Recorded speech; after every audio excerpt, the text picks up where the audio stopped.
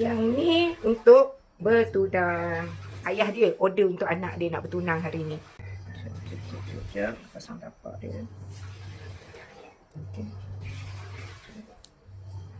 Okey.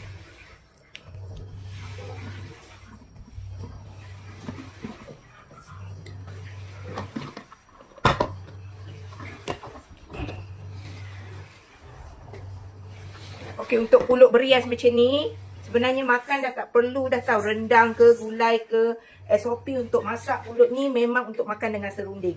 Dah cukup dah manis kan. Masam pula. Masin dia semua dah cukup dah. Makan dengan serunding. Kalau makan dengan rendang, rendang tu termasin jadi masin. Macam tu. Kalau untuk pulut rendangnya lain. SOP dia lain. Yang ni memang makan dengan serunding macam kek tu. Potong. Lepas tu makan macam kek tu. Memang dah sedap dah, insya-Allah. Sebab itu customer-customer Kak Fiza, walaupun Kak Fiza offer macam pulut yang serunding lain kan, dia orang tak nak. Dia orang nak serunding ni dilapiskan juga. Serunding ni dilapiskan juga. Sebab air pulut tu belah bawah dan belah atas kan. Dah kena dekat serunding tu memang sedap. Memang sedap, memang rasa dia lain. Bismillahirrahmanirrahim.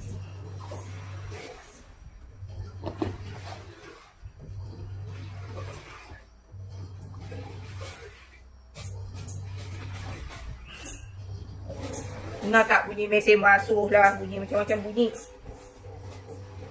Bunyi pam air lah.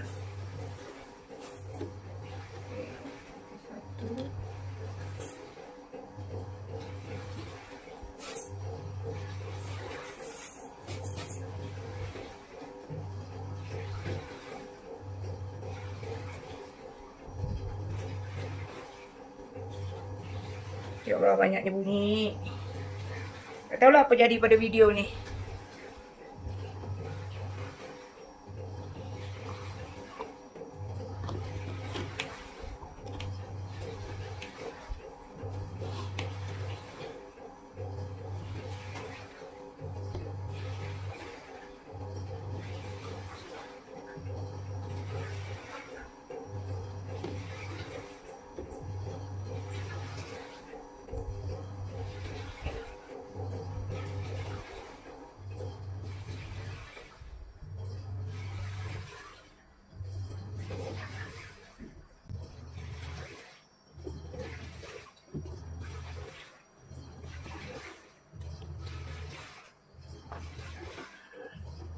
Untuk orang bertunang